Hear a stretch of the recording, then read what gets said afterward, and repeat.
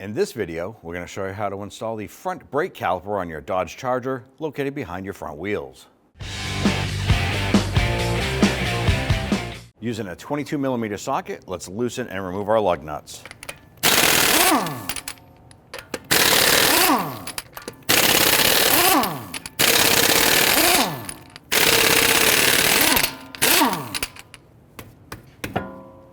Remove the wheel and set it aside. We went ahead and turned our wheel to the right, so that gives us a little more room to access the backside of our caliper. We're going to use a 13mm deep socket. Our pins here are spinning with our bolt, so we're going to go ahead and hold the inside here. So we're going to use our 18mm wrench to hold the slide pin on the inside here. Remove the bolt, and then we're going to do the same for up top.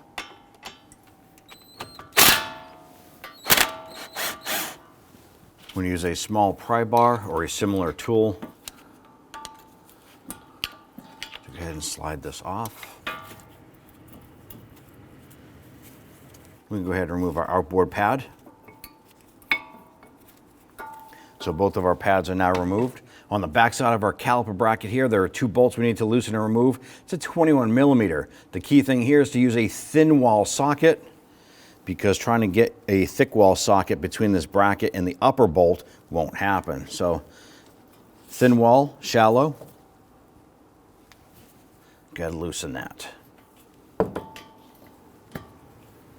Do the same for the bottom. We just switch over and we'll go ahead and zip those out.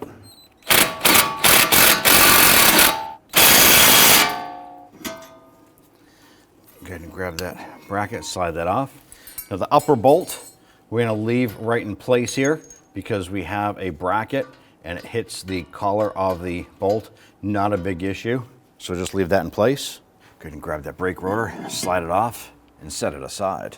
Let's go ahead and clean our hub face from any of this rust and debris that might be on there. Just gonna spray this down. And you could use a bristle brush. You can also use a whizzer wheel if you have power tools like that. You just wanna make sure that the hub face is smooth so that your brake rotor fits on there nice and flush.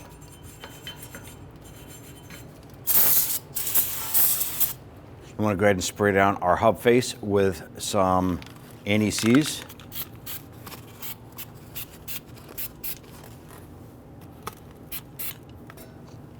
Let's go ahead and service our new caliper before we install it. We can go ahead and slide the pins out of the caliper bracket. Set that aside.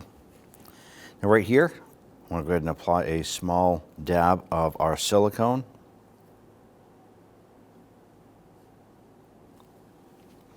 Set that aside.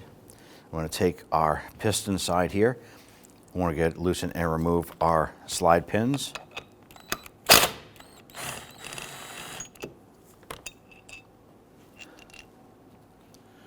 I'm just going to slide this off to the side. Now we're going to insert these into the caliper bracket. We want to pay attention to the amount of grease that is on here. And what we want is a thin, even coat of grease. We don't want globs of grease on this here because it'll cause a hydrolock situation. So I want to go ahead and slide this in. And we want that rubber boot to catch on the slide pin itself. And our boot is kind of pressed in, so we're just going to work this out. Go ahead and get that rubber boot up and over just like that. Let's go ahead and do the same on this pin here. Thin coat of grease.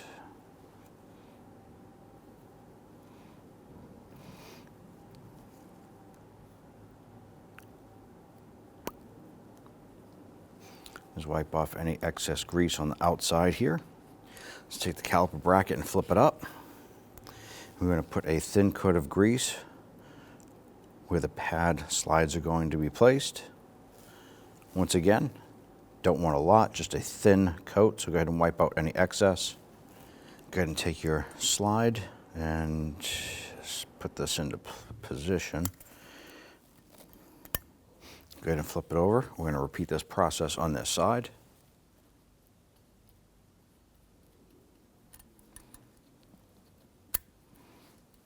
And our components are ready for installation.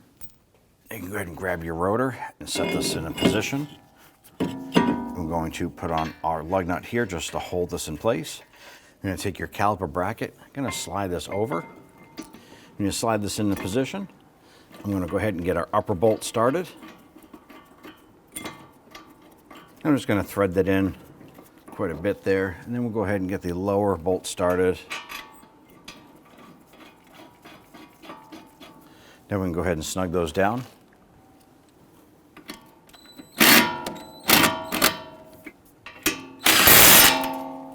On the new caliper, you want to get and remove the banjo bolt. Now there's going to be 2 copper washers on this here. Be sure not to lose those because we're going to need both of those. Now what we're going to do is keep one of those copper washers and put it on the bolt side. When we put this through the flex hose, we're then going to install the upper copper washer on the other side and then thread it into the caliper. Remove the caliper from the hanging tool. I'm going to flip this over. This is a 13mm bolt. Now this is going to leak brake fluid, so make sure you have a catch can or a bucket or at least some towels underneath to catch that fluid. Go ahead, pop that off. Check the flex hose. You want to make sure that there's no copper washers on either side. We are going to wipe this down. We want to inspect it. Make sure that we have a flat, clean surface here for it to mate up to our new caliper. Take the new bolt with the copper washer, slide that through. Put on the second copper washer on the back side. Line that up and get that bolt started.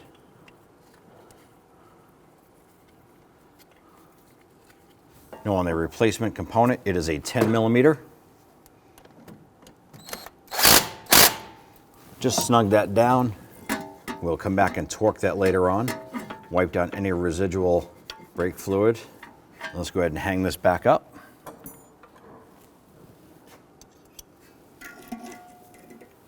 I'm going to install our brake pads. Going to line up the tabs. Press those into place. Push them right up against the brake rotor. We're going to do the same for the inside. With both of those in place, we can now remove the hook, slide our caliper over, and as we bring that on, we want to go ahead and push in on the slide pins, compressing them into the caliper bracket.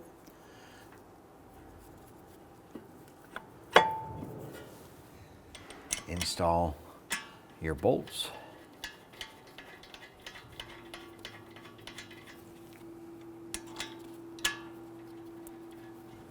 And let's go ahead and snug those down. Just snug those gently. We'll come back and torque them down. Go ahead and remove that lug nut. Now our banjo bolt here is going to get torqued to 32 foot-pounds.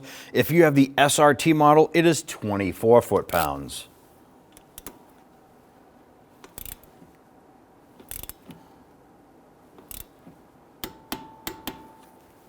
Torque down your slide pin bolts to 44 foot-pounds.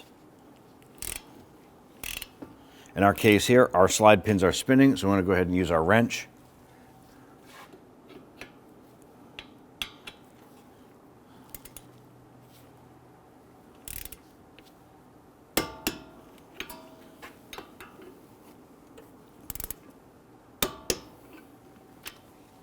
On our caliper bracket bolts, we want to torque these down to 87 foot-pounds. If you have the SRT model, it is 121 foot-pounds.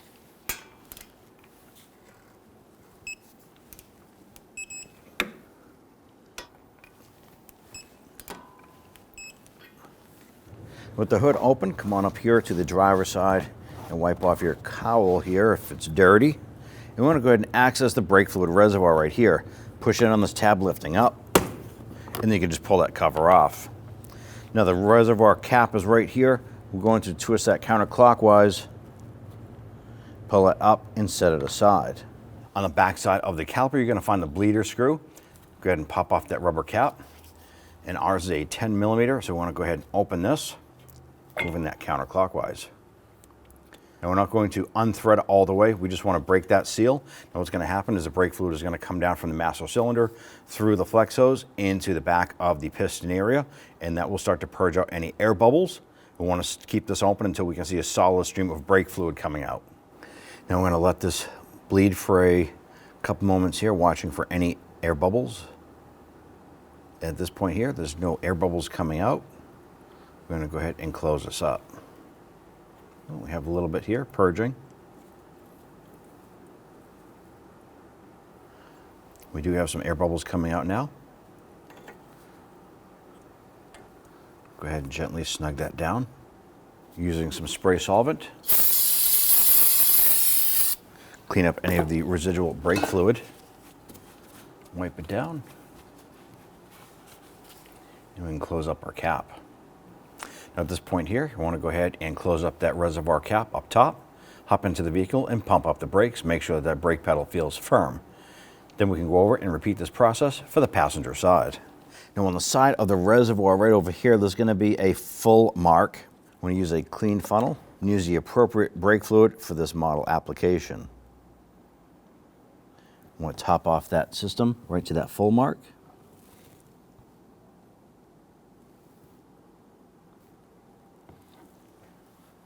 Install the cover.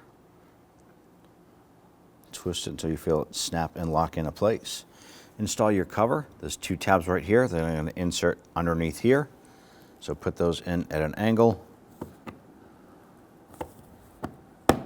They'll pop in, and you can lower this down and snap this cover down. Now you can go ahead and close the hood. Go ahead and grab your wheel, line that up, set it into place. We want to go ahead and get all of our lug nuts started by hand, and then we'll snug them down.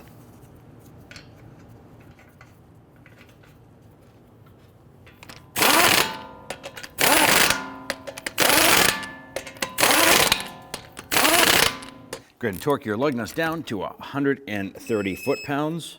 I'm going to do this in a crisscross pattern.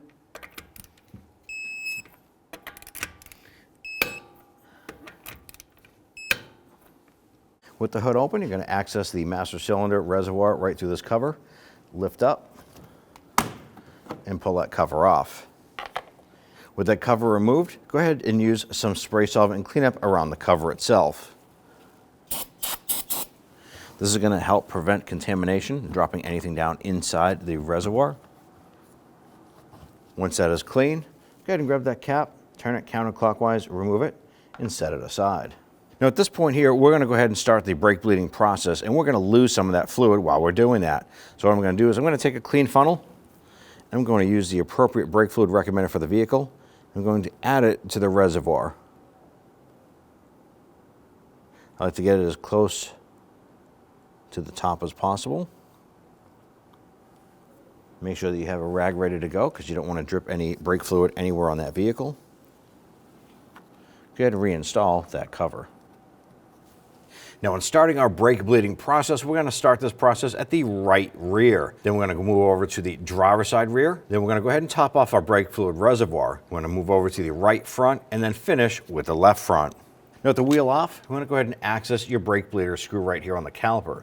There's a rubber cap here on our particular model. I'm going to go ahead and pop that off. I'm going to set up our container here. This here is to capture the brake fluid. I'm going to put this on the port right here. Now we have someone inside the vehicle. They're going to assist us in doing this job. They're going to go ahead and pump up that brake pedal about 4 or 5 times and wait for that pedal to firm up. Then we're going to go ahead and open up the bleeder, let out some of the dirty fluid and any air bubbles. Then we're going to go ahead and continue this process for the other wheels. All right, go ahead and pump it up.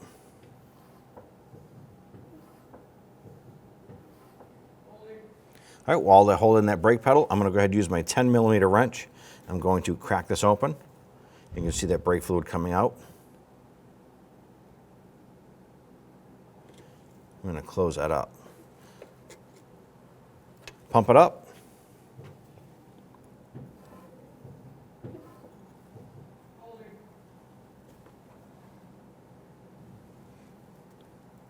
I'm going to continue this process. We do have some dirty fluid in here. That should be clear fluid. So we're going to continue this until we get some good fluid coming through and make sure there's no air bubbles. Okay, at this point here, our fluid has definitely gotten lighter and we have no air bubbles left here. So go ahead and remove that. Clean this. We're going to give that a quick spray with some solvent. Install our cover. I'm going to go ahead and continue this process over to the driver's side rear.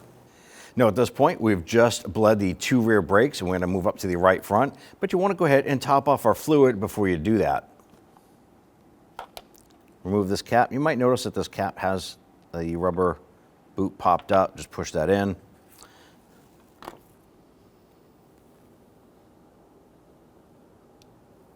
Go ahead and pull that funnel out. Install the cover. On the right front wheel, I'm going to go ahead and pop off this rubber cap. Use our 10mm wrench. We're just going to break that free gently.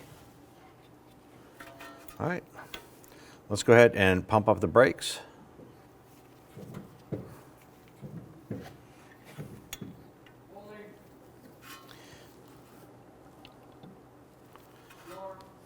Go ahead.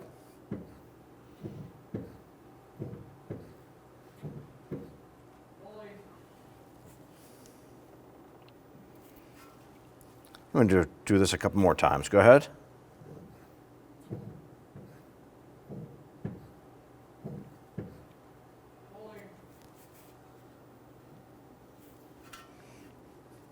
And at this point here, we have no air coming out here into a solid stream of fluid. Let's go ahead and remove our tool here. Give it a quick spray with some solvent.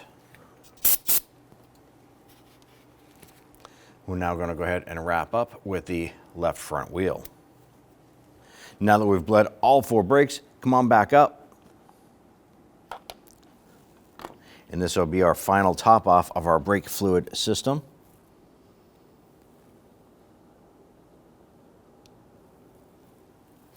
Once you're at the full mark, go ahead and pull that funnel out. Install the cover, and then put the trim panel back on. Now that we're done bleeding the brakes, you want to go ahead and hop into the vehicle, pump up the brake pedal. Now, for any reason, if that brake pedal should still feel mushy, you want to go ahead and repeat this process a second time. Once that pedal feels solid, go ahead and install your wheels and torque them down to 130 foot-pounds and take it for a road test. When only the best will do, demand TRQ. The only company that lets you view before you do. TRQ is committed to offering the highest quality aftermarket auto parts that are engineered for peace of mind. Thanks for using and viewing with TRQ.